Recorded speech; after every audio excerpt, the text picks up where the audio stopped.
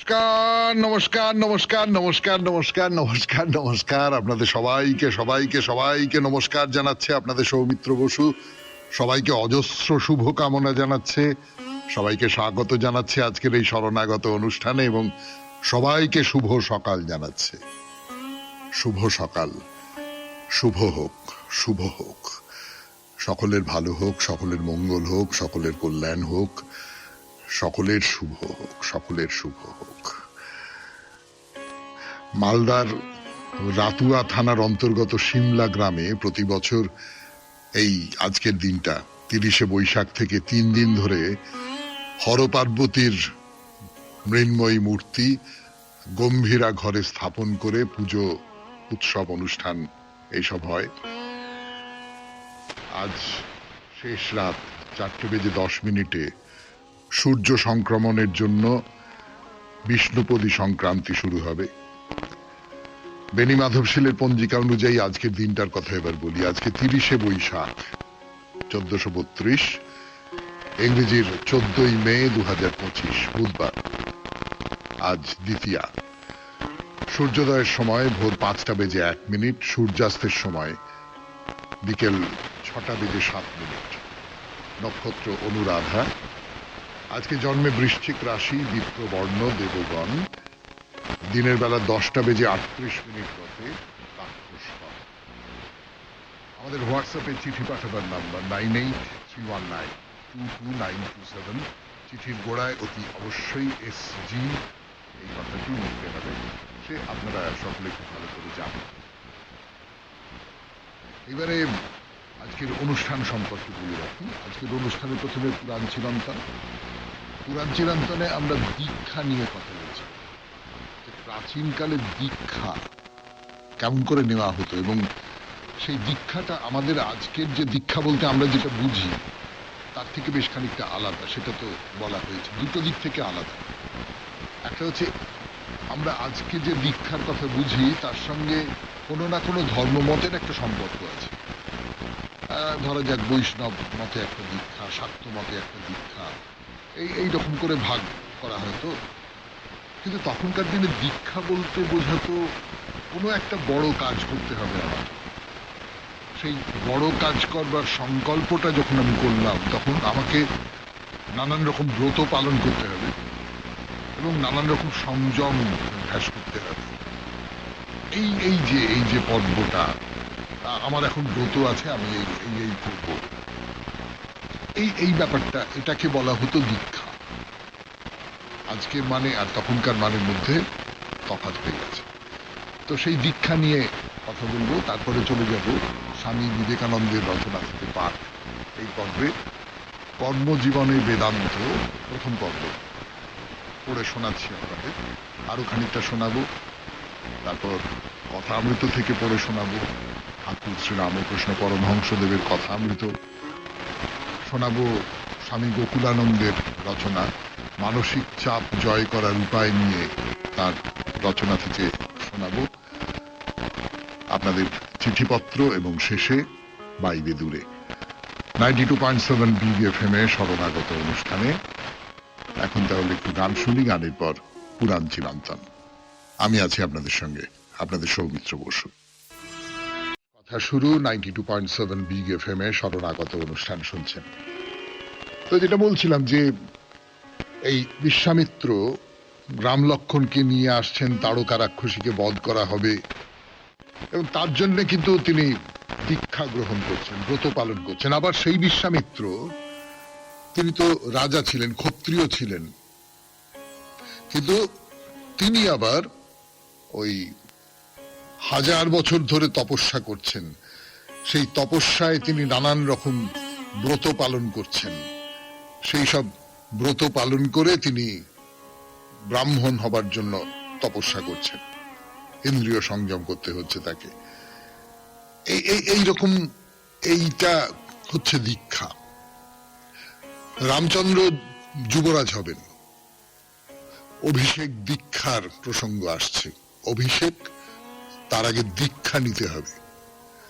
কুলপুরোহিত বশিষ্ঠ রামচন্দ্রকে বলছেন যে কালকে সকালবেলা তুমি যৌবরাজ্যে অভিষিক্ত হবে, তুমি আজকে সীতা সহ উপবাস ব্রত পালন করো এবং স্নান করে শুদ্ধ হয়ে একাগ্র চিত্তে তোমার পত্নী সীতার সঙ্গে নারায়ণের উপাসনা করো। তারপর রামচন্দ্র যেটা করছেন, নিজের মঙ্গল কামনা করে বিধি নিয়ম মেনে ঘিয়ের পাত্র মাথায় বহন করে এনে মাটিতে রাখছেন এবং সেই যে ঘৃত পাত্র, তার থেকেই যজ্ঞ পুরুষ যিনি বিষ্ণু নারায়ণ, তার উদ্দেশ্যে ওই আগুনে ঘৃতাহুতি দিচ্ছেন। এই সমস্তটা দীক্ষার অন্তর্গত, কিন্তু এই সমস্তটা যাকে বলে কৃত্যের অন্তর্গত। যে ঘিটা আগুনে দিলেন, তার বাইরে যেটুকু ঘি পড়ে রইল সেইটা নিজে ভক্ষণ করলেন এবং সীতার সঙ্গে মৌন অবলম্বন করে ভগবান নারায়ণের ধ্যান করতে লাগলেন রামচন্দ্র। তারপর অন্তঃপুরের মধ্যে যে বিষ্ণুর যে মন্দির, সেই মন্দিরে কুশের শয্যায় রাত্রি যাপন করলেন সীতা আর রামচন্দ্র। তাহলে এইটা হচ্ছে দীক্ষার একটা নিয়ম। আমরা এটাকে ব্রত পালন বলেও মনে করতে পারি। আমরা যদি ব্রত পালন শব্দটাই ব্যবহার করি, তাতেই বা কি যায় আসে? তাতেও কোনো ব্যত্যয় হয় না। যেটা বলতে চাওয়া হচ্ছে তার কোনো ব্যত্যয় হয় না। এইটা রামায়ণের কবি এরকম বলেননি যে এইটা কোনো দীক্ষা কিনা, কিন্তু যেদিন রামচন্দ্র সীতাকে সম্বোধন করে বাবার কাছে যাচ্ছেন এবং তখনও তিনি জানেন না যে আগের দিন রাত্রেই কৈকেয়ীর কথায় তার যে যৌবরাজ্যের প্রস্তাব সেইটা নষ্ট হয়ে গেছে, তাকে আর যুবরাজ করা হবে না, সীতাও জানেন না। সেই সময় রামচন্দ্রকে বিদায় দেবার সময় সীতা রামচন্দ্রের ওই যৌবরাজ্যে দীক্ষার অন্য একটা নিয়ম শুনিয়ে বলছেন। কি বলছেন সেটা বলবার আগে একটু গান শুনে নি, তারপরে আবার সীতার কথায় আসবো। 92.7 বিগ এফএম এ শরণাগত অনুষ্ঠানে যাচ্ছেন বাবার কাছে যে তিনি যুবরাজ হবেন, তার আগে বাবার সঙ্গে দেখা করতে যাচ্ছেন। কিন্তু এর মধ্যে অনেকগুলো গন্ডগোল হয়ে গেছে। রামায়ণের গল্প আপনারা সকলেই জানেন। কৈকেয়ীর কথায় ঠিক হয়েছে যে না, রামচন্দ্রকে বনবাসে যেতে হবে, রামচন্দ্র যুবরাজ হবেন না। রাজা দশরথ কবে একটা কি প্রতিজ্ঞা করেছিলেন, তার ফলে এরকম একটা ঘটনা ঘটতে চলেছে। তখন সীতা বলছেন যে যেমন লোককর্তা ব্রহ্মা ইন্দ্রকে রাজসূয় সমুচিত অভিষেক করিয়েছেন, তেমনি রাজা দশরথ ব্রাহ্মণগণ নিষেবিত এই রাজ্যে তোমাকেও রাজসূয় সমুচিত অভিষেক করুন। আমি তোমাকে দীক্ষিত অবস্থায় দেখতে চাই। দীক্ষিত অবস্থায়, সেই দীক্ষিত অবস্থায় দেখা বলতে কি বোঝায়, কিরকম হবেন রামচন্দ্র? সীতা কি বলছেন? তখন তুমি নিয়ম আচারে শুচি হয়ে থাকবে, তোমার হাতে থাকবে কুরঙ্গের শৃঙ্গ। কুরঙ্গ মানে হরিণ, আপনারা জানেন। হরিণের শিং থাকবে তোমার হাতে, তোমার পরিধানে থাকবে উৎকৃষ্ট চর্ম। আমি এইভাবেই তোমাকে যৌবরাজ্যের জন্য দীক্ষিত দেখতে চাই। তার মানে যৌবরাজ্যের জন্য যিনি দীক্ষিত হচ্ছেন, তিনি চামড়ার পোশাক পরে থাকবেন এবং তার হাতে একটা হরিণের শিং থাকবে। এইটা বুঝতে পারা যাচ্ছে যে সেই সময়ে ওই যৌবরাজ্যে অভিষিক্ত হওয়ার জন্য এই রকমের একটা পোশাক পরা হতো এবং এটাই দীক্ষার যে নিয়ম রীতি। এইসব মানে অন্য যে কোনো যজ্ঞ দীক্ষা যেগুলোর কথা বলেছি, কিছু কিছু এর আগে বলেছি, তার থেকে এই যে যুবরাজ হবার জন্য যে দীক্ষা, সেই দীক্ষার ধরন ধারণ বেশ খানিকটা আলাদা। পুরাণ চিরন্তন আজকে এই পর্যন্তই থাক। এখন একটু গান শুনি। গানের পর স্বামী বিবেকানন্দের রচনা থেকে পাঠ। 92.7 বিগ এফএম এ শুনছেন শরণাগত, আপনার ভোরের কথক সৌমিত্র বসুর কণ্ঠে। গান শেষ করে কথা শুরু করছি আমি আপনাদের সৌমিত্র বসু 92.7 বিগ এফএম এ শরণাগত অনুষ্ঠানে।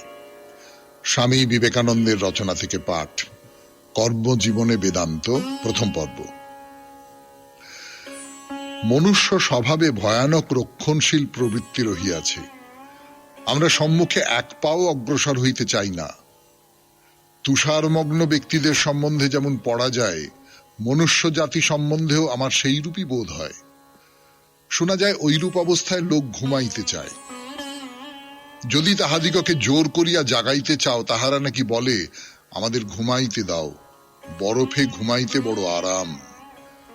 তাহাদের সেই নিদ্রাই মহানিদ্রায় পরিণত হয়। আমাদের প্রকৃতিও তেমনি। আমরাও সারা জীবন তাহাই করিতেছি। পা হইতে উপরের দিক বরফে জমিয়া যাইতেছে, তথাপি আমরা ঘুমাইতে চাই। অতএব সর্বদাই আদর্শে পৌঁছিবার চেষ্টা করিবে।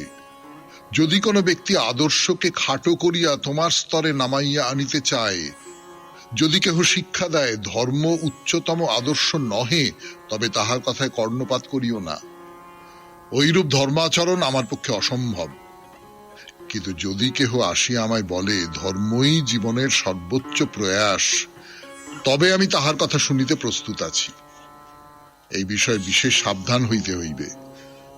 যখন কোনো ব্যক্তি কোনরূপ দুর্বলতা সমর্থন করিতে চেষ্টা করে, তখন বিশেষ সাবধান হইও।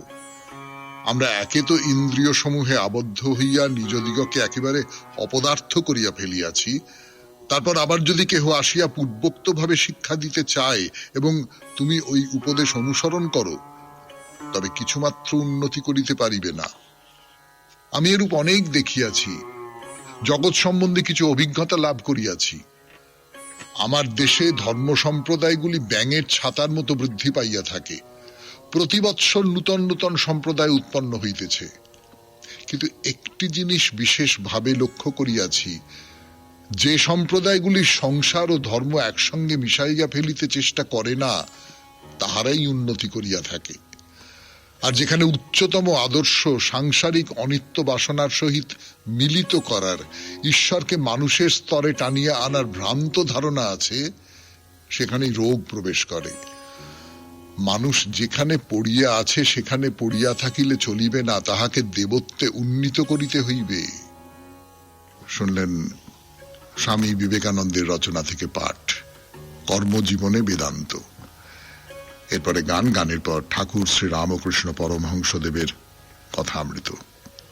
আমি আছি আপনাদের সঙ্গে, আপনাদের সৌমিত্র বসু। ঠাকুরের কথা 92.7 বিগ এফএম এ শরণাগত অনুষ্ঠানে, যে ঠাকুর বলছেন যে ঈশ্বর সব জায়গায় আছেন, সব কিছুর মধ্যে আছেন, সমস্ত প্রাণীর মধ্যে আছেন, সমস্ত জড়ের মধ্যে আছেন। কিন্তু মানুষে তার প্রকাশ সবচেয়ে বেশি। কেন না, মানুষ ঈশ্বর চিন্তা করতে পারে, মানুষ অনন্তের চিন্তা করতে পারে। এই যেমন রাম নাকি লক্ষ্মণকে বলেছিলেন, ঠাকুর বলছেন যে ভাই দেখো, হাতি এত বড় জানোয়ার, কিন্তু ঈশ্বর চিন্তা করতে পারে না। তা ঈশ্বর চিন্তা যদি করতে না পারে, তাহলে সে তো জানোয়ার হিসেবে খাটো হয়ে গেল, মানুষের তুলনায় খাটো হয়ে গেল। মানুষ ঈশ্বর চিন্তা করতে পারে। তাহলে মানুষ অন্য যে কোনো জীবজন্তু বলা যাক বা বস্তু বলা যাক, যা কিছু বলা যাক, তার মধ্যে মানুষ সবচেয়ে বেশি করে ঈশ্বরকে ধারণ করতে পারে। কিন্তু সেই মানুষের মধ্যে আবার ঈশ্বরের প্রকাশ সবচেয়ে বেশি অবতারের মধ্যে। অবতারের লক্ষণ কি?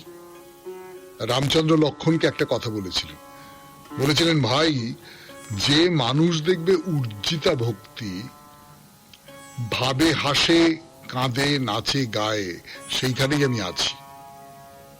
অর্থাৎ উথলে উঠছে ভক্তিটা, এবং প্রবল ভাব, সেই ভাব তাকে কোনো আগল রাখতে দিচ্ছে না। আমাদের প্রত্যেকেরই আচার আচরণের, আমরা ছোটবেলা থেকে শিখে এসেছি যে এইগুলো এগুলো করতে হয়, এইগুলো এগুলো করতে নেই।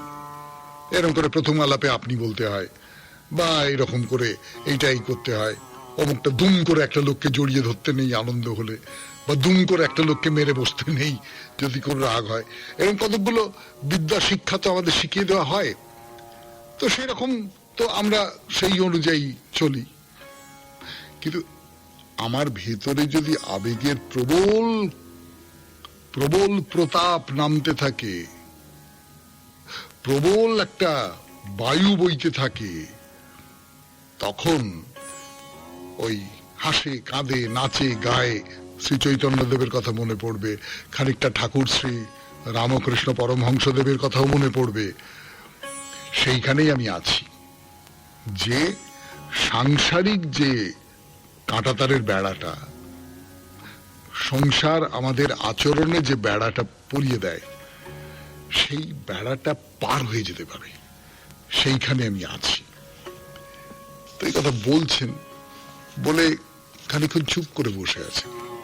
চুপ করে বসে আছেন মানে ভাবছেন, কোন একটা উপলব্ধির জগতে চলে গেছেন ঠাকুর। আবার ফিরে আসবেন, আমরাও ফিরে আসবো গানের পর। 92.7 বিগ এফএম এ শুনছেন শরণাগত, জীবনের সহজ পাঠ। বলছি আপনাদের 92.7 বিগ এফএম এ শরণাগত অনুষ্ঠানে ঠাকুর কেশবচন্দ্র সেনের কথা বলছেন। বলছেন আচ্ছা, কেশব সেন খুব আসতো, এখানে এসে অনেক বদলে গেল, ইদানিং খুব লোক হয়েছিল, এখানে অনেকবার এসেছিল দলবল নিয়ে, আবার একলা একলা আসবার ইচ্ছে ছিল। তো কেউ একটা বলছে যে কেশবের আগে তেমন সাধুসঙ্গ হয় নাই। তো ঠাকুর বলছেন কলুটোলার বাড়িতে দেখা হলো, হৃদের সঙ্গে ছিল, কেশব সেন যে ঘরে ছিল সেই ঘরে আমাদের বসালে, টেবিলে কি লিখছিল, অনেকক্ষণ পরে কলম ছেড়ে কেদারা থেকে নেমে বসলো। তা আমাদের নমস্কার করা নেই, এখানে মাঝে মাঝে আসতো। একদিন আমি ভাবাবস্থায় বললাম, সাধুর সম্মুখে পা তুলতে নেই, ওতে রজগুণ বৃদ্ধি হয়। তারা এলেই আমি নমস্কার করতাম, তখন ওরা ক্রমে ভূমিষ্ঠ হয়ে নমস্কার করতে শিখলো। তাহলে কেশবচন্দ্র সেন সম্পর্কে ঠাকুরের মনের মধ্যে একটা স্নেহের ভাব আছেই, সে তো নিশ্চয়ই আছে। কিন্তু এই যে স্নেহটা আছে, কিন্তু বুঝতে পারছেন যে এই কেশব সেন একটু পাল্টে যাচ্ছেন। কেশব সেন আগের মতন খুব সহজে তার দর্শন পাওয়া মাত্র অভিভূত হয়ে পড়া এইগুলো হচ্ছে না। তো এক ধরনের একটা সাবধানতা, এক ধরনের একটা সতর্কতা তার আচরণের মধ্যে ঠাকুর দেখতে পাচ্ছেন। এবং সেইটা আমার একটা পজিশন আছে সমাজে, আমার একটা জায়গা রয়েছে, এরকম একটা বোধ যেন কোথাও কেশবচন্দ্র সেনের আচরণের মধ্যে দিয়ে বেরিয়ে আসছে। তার কেশবকে বললাম, তোমরা হরিনাম করো, কলিতে তার নাম গুণকীর্তন করতে হয়। তখন ওরা খোল করতাল নিয়ে হরিনাম ধরলে। এইটা একটা ব্যাপার। কেশবচন্দ্র সেনের সঙ্গে তখনকার যারা ব্রাহ্ম সমাজের লোক, তাদের একটা বিরোধ হয়েছিল। তার কারণ কেশবচন্দ্র সেন অনেকটা পর্যন্ত এই যে সাকার সাধনার দিকে ঢলে পড়েছিলেন। তার একটা বড় প্রভাব নিশ্চয়ই ঠাকুর শ্রী রামকৃষ্ণ পরমহংসদেবের সঙ্গে তার সাক্ষাৎ এবং তার সঙ্গে তার মেলামেশা করা। তো কেশব সেনকে ঠাকুরই বলেছিলেন যে হরিনাম করো, কলিতে তার নাম গুণকীর্তন করতে হয়। তখন ওরা খোল করতাল নিয়ে হরিনাম করতে গেলে, হরিনাম করাটা তো, খোল করতাল নিয়ে হরিনাম করাটা তো আমরা চৈতন্যদেবের কাহিনীতে পড়ছি, ওটা তো একেবারে বৈষ্ণবদের ব্যাপার। কিন্তু এখানে কেশবচন্দ্র ব্রাহ্ম একজন, তিনি এই ব্যাপারটা করছেন। তো হরিনামে বিশ্বাস আমার আরো হলো কেন, এই ঠাকুর বাড়িতে সাধুরা মাঝে মাঝে আসে। তো একটি মুলতানের সাধু এসেছিল, গঙ্গাসাগরের লোকের জন্য অপেক্ষা করছিল। এই এদের বয়সের সাধু, মানে মাস্টার মশাইকে দেখিয়ে বলছে এদের বয়সের সাধু। সেই বলেছিল উপায় নারদীয় ভক্তি। কেশবের দিন এসেছিল, রাত 10টা পর্যন্ত ছিল। প্রতাপ আর কেউ কেউ বললে আজ থেকে যাব, সব বটতলায় পঞ্চবটিতে বসে তো কেশব বললেন, না কাজ আছে, যেতে হবে। তখন আমি হেসে বললুম, আঁশ চুপড়ির গন্ধ না হলে কি ঘুম হবে না? এর পেছনে একটা গল্প আছে, সেই গল্পটা আজকে থাক, পরের দিন বলা যাবে। 92.7 বিগ FM এ শরণাগত অনুষ্ঠানে শেষ হলো কথামৃত থেকে পাঠ। এরপর গান, গানের পর স্বামী গোকুলানন্দের রচনা থেকে পড়ে শোনাবো মানসিক চাপ জয় করার উপায়। আমাদের যে অসুখ বিসুখ, নানান ধরনের অসুখ বিসুখ, তার মধ্যে একটা বড় সংখ্যক অসুখের যে কারণ সেটা হচ্ছে মানসিক। এটা বলে বলছেন যে না, সব রোগী কাল্পনিক নয়, সব রোগী মানসিক নয়, সত্যি সত্যি শরীরের রোগও তো হতেই পারে, নিশ্চয়ই হয়। এবার পড়তে শুরু করি 92.7 বিগ FM এ শরণাগত অনুষ্ঠানে। ধরুন কারোর হয়তো মাথার যন্ত্রণা করছে, আর আমি তাকে বললাম, ব্যথা কমানোর ওষুধ খাচ্ছ কেন, তোমার যন্ত্রণা তো পুরোটাই মন গড়া। এরকম মন্তব্য কিন্তু বড়ই অমানবিক। কারণ যিনি অসুখে কষ্ট পাচ্ছেন তাকে আমাদের বিশ্বাস করাই উচিত। কখনোই ভাবা উচিত নয় যে তার অসুস্থতা মন গড়া। এবং প্রশ্ন, মাথার যন্ত্রণার কারণ কি? কারণ নিশ্চয়ই আছে। নানা ধরনের প্রচুর ব্যাধি আছে যেগুলো সত্যিই ব্যাধি। তাদেরকে যখন মানসিক বিকার সঞ্জাত বলে অভিহিত করছি, তখন আমরা মেনে নিচ্ছি যে কোনো ব্যক্তির মানসিক পীড়নই তার দৈহিক পীড়ার প্রধান কারণ। মানসিক পীড়ন বা চাপে তো আমরা সকলেই ভুগি। আসলে আমাদের পরিবেশের প্রতি আমরা যেভাবে প্রতিক্রিয়া করি তা আমাদের মনের অভ্যন্তরে এক ধরনের মানসিক পরিবর্তন নিয়ে আসে, এবং তার থেকেই সৃষ্টি হয় দৈহিক কোনো ব্যাধি। এই রোগগুলির এক একটি ধারা আবার এক এক রকম। ধরুন কোনো ব্যক্তি ক্রোধোন্মত্ততার শিকার, কিন্তু রাগ প্রকাশ না করে তিনি তা চেপে রাখেন। এটা তার মানসিক অবসাদ বা আধকপালে মাথা যন্ত্রণা, মাইগ্রেন সৃষ্টি করতে পারে। যদিও এই মানসিক বিকার সঞ্জাত রোগ সৃষ্টির ধরনটা এক এক ব্যক্তির ক্ষেত্রে এক এক রকমের, কিন্তু অন্তর্নিহিত নীতিটা সকলের ক্ষেত্রেই এক। এই অন্তর্নিহিত নীতিটা একটু ভেবে দেখা দরকার। জীবনে চলার পথে আমরা কত আবেগের সম্মুখীন হই। এই আবেগ আমাদের মনোলোকে প্রভুত্ব কায়েম করে, মনকে পীড়িত ভারাক্রান্ত করে তোলে। তার ফলে মন হয় বিধ্বস্ত, আর এভাবেই আবেগের শাসন শরীরে অনিবার্য ভাঙন ঘটিয়ে ব্যাধির আবির্ভাব ঘটায়। শুনলেন মানসিক চাপ হওয়ার কারণ এবং সেই মানসিক চাপ জয় করবার উপায় নিয়ে স্বামী গোকুলানন্দের রচনা। এরপরে গান, গানের পর আপনাদের চিঠিপত্র।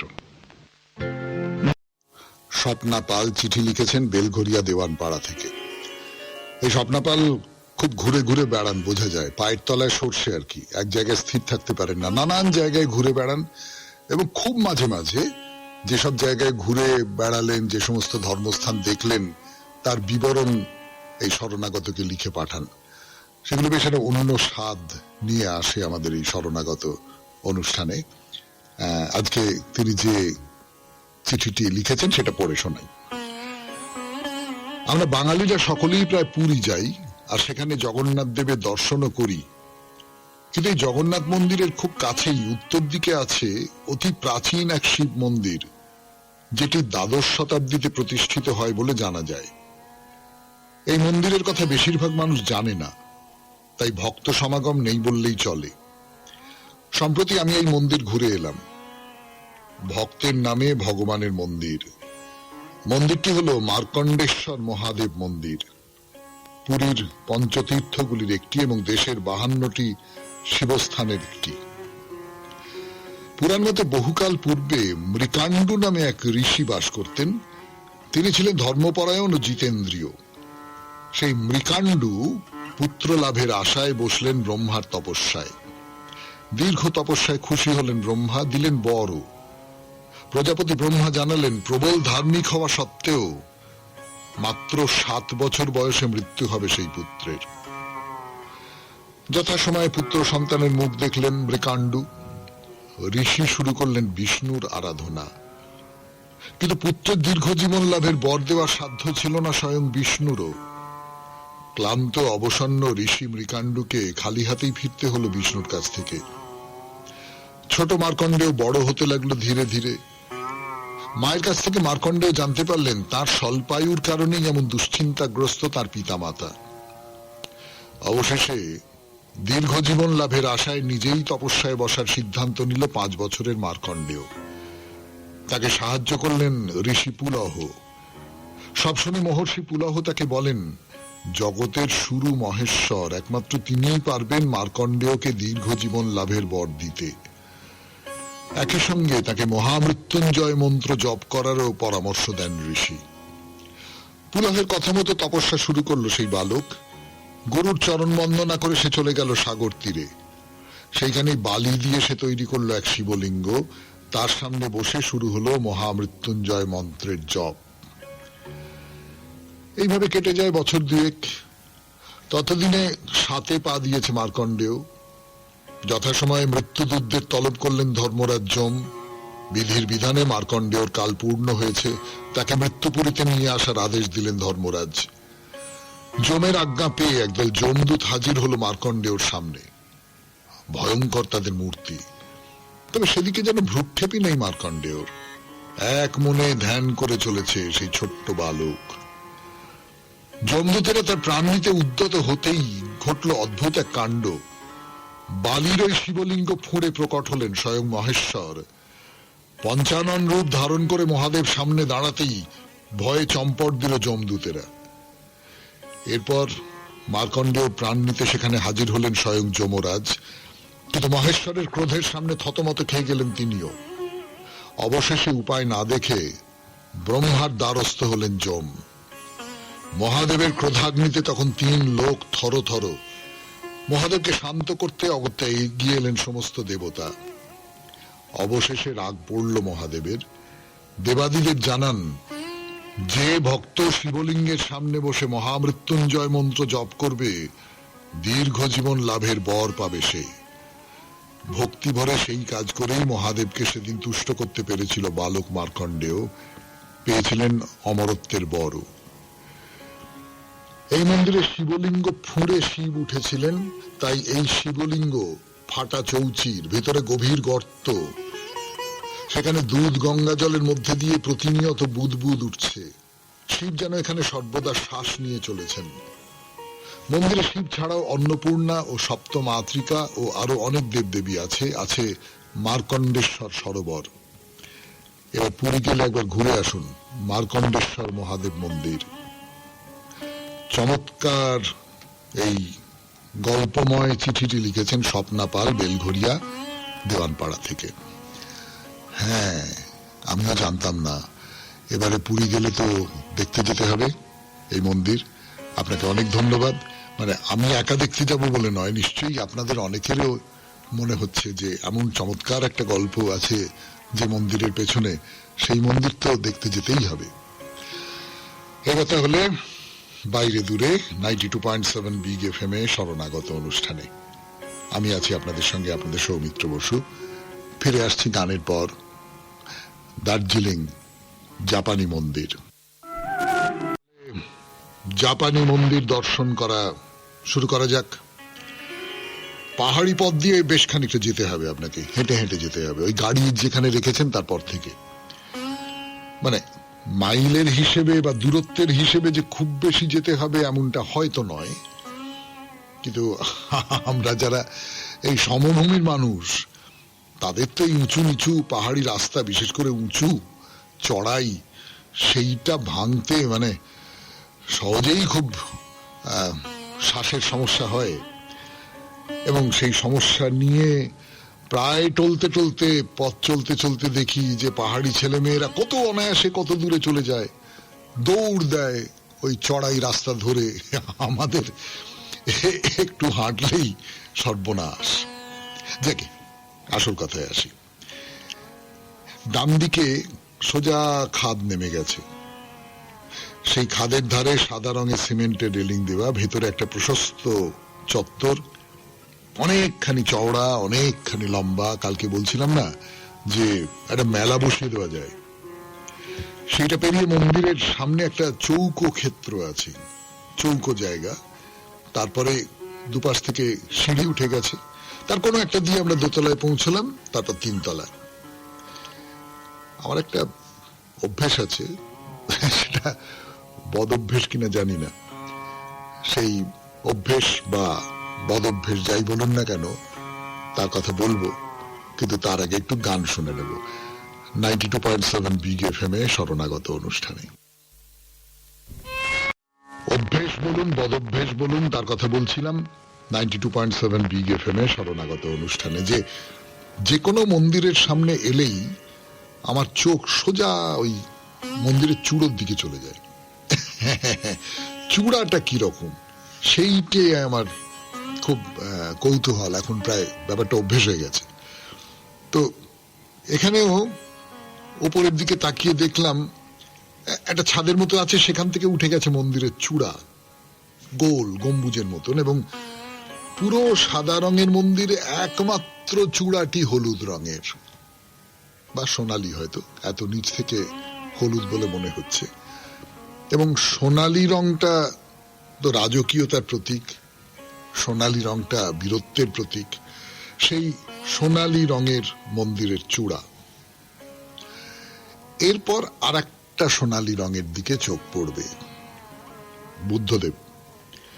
বুদ্ধদেব, তাকে ওই মন্দিরের যে গোল স্তূপের যে গোলটা, সেই গোলের সামনের দিকে আছেন বুদ্ধদেব, একেবারে সোনালী রঙের একটা ফ্রেমের মধ্যে, বড় বড় মূর্তি, বহুদূর থেকে দেখা যায়, এবং পুরোটা ঝকঝক ঝকঝক করছে। নিমিলিত চক্ষু, হাত জোড় করে বসে আছেন পদ্মাসনে, ঊর্ধ্বাঙ্গে একটা মাত্র চাদর, সেই চাদরটা গায়ে দিয়ে আছেন, নিম্নাঙ্গে ধুতি পরে আছেন। এবং এই যে বুদ্ধদেবের যে সমাহিত মূর্তি, সেই সমাহিত মূর্তির পেছনে যে তার যে পশ্চাৎপটটা, সেই পশ্চাৎপটটায় নানান রকমের ওই সোনা রঙের, মানে সোনার তৈরি বলে মনে হয়, নানান রকমের সমস্ত অলংকার। কিন্তু মনেও ভাববেন না, ভুলেও ভাববেন না যে এই একটিমাত্র বুদ্ধ মূর্তি এখানে আছে। এটা সামনের দিকে এই বুদ্ধদেবের উপবিষ্ট ধ্যানস্থ মূর্তি। এবার আপনি যখন এই মন্দির পরিক্রমা করবেন, মানে পরিক্রমা করবার জন্য এই স্তূপটা ঘিরে রাস্তাও করা আছে, তখন আরো নানান রকমের চমক আপনার জন্য অপেক্ষা করে আছে। কি সেই সব চমক, সে কথা আজকে থাক, আবার আগামীকাল 92.7 বিগ এফএম এ শরণাগত অনুষ্ঠানে। আমাদের হোয়াটসঅ্যাপে চিঠি পাঠাবার নাম্বার 9831922927। চিঠির গোড়ায় অতি অবশ্যই SG লিখতে হবে। শরণাগত শেষ হলো, এবার কবিতা, রবীন্দ্রনাথের কবিতা। হে যক্ষ, সেদিন প্রেম তোমাদের বদ্ধ ছিল আপনাতেই পদ্মকুড়ির মতো। সেদিন সংকীর্ণ সংসারে একান্তে ছিল তোমার প্রেয়সী যুগলের নির্জন উৎসবে। সে ঢাকা ছিল তোমার আপনাকে দিয়ে, শ্রাবণের মেঘমালা যেমন হারিয়ে ফেলে চাঁদকে আপনারই আলিঙ্গনের আচ্ছাদনে। এমন সময় প্রভুর সাপ এলো বর হয়ে, কাছে থাকার বেড়াজাল গেল ছিঁড়ে, খুলে গেল প্রেমের আপনাতে বাঁধা পাপড়িগুলি। সে প্রেম নিজের পূর্ণ রূপের দেখা পেল বিশ্বের মাঝখানে। বৃষ্টি জলে ভিজে সন্ধ্যাবেলাকার জুঁই তাকে দিল গন্ধের অঞ্জলি। রেণুর ভারে মন্থর বাতাস তাকে জানিয়ে দিল নিপ নিকুঞ্জের আকুতি। সেদিন অশ্রুধৌত সৌম্য বিষাদের দীক্ষা পেলে তুমি। নিজের অন্তর আঙিনায় গড়ে তুললে অপূর্ব মূর্তিখানি, স্বর্গীয় গরিমায় কান্তিমতী। যে ছিল নিভৃত ঘরের সঙ্গিনী, তার রসরূপটিকে আসন দিলে অনন্তের আনন্দ মন্দিরে ছন্দের শঙ্খ বাজিয়ে। আজ তোমার প্রেম পেয়েছে ভাষা, আজ তুমি হয়েছ কবি। ধ্যানোদ্ভবা প্রিয়া যক্ষ ছেড়ে বসেছে তোমার মর্মতলে, বিরহের বিনা হাতে। আজ সে তোমার আপন সৃষ্টি বিশ্বের কাছে উৎসর্গ করা। খুব ভালো থাকবেন, আনন্দে থাকবেন। নমস্কার নমস্কার নমস্কার নমস্কার নমস্কার নমস্কার নমস্কার নমস্কার। আপনাদের সবাইকে সবাইকে সবাইকে নমস্কার জানাচ্ছে আপনাদের সৌমিত্র বসু। সবাইকে অজস্র শুভ কামনা জানাচ্ছে, সবাইকে স্বাগত জানাচ্ছে আজকের এই শরণাগত অনুষ্ঠানে, এবং সবাইকে শুভ সকাল জানাচ্ছে। শুভ সকাল, শুভ হোক, শুভ হোক, সকলের ভালো হোক, সকলের মঙ্গল হোক, সকলের কল্যাণ হোক, সকলের শুভ হোক, সকলের শুভ হোক। মালদার রাতুয়া থানার অন্তর্গত সিমলা গ্রামে প্রতি বছর এই আজকের দিনটা 30শে বৈশাখ থেকে